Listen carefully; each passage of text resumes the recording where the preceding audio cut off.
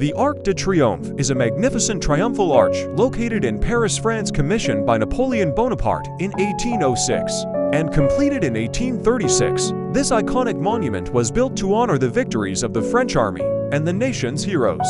Standing 50 meters tall at the western end of the Champs-Élysées, the Arc de Triomphe features intricate reliefs depicting significant battle scenes and sculptures symbolizing military success. Visitors can climb to the top for breathtaking panoramic views of Paris. Don't forget to follow for more.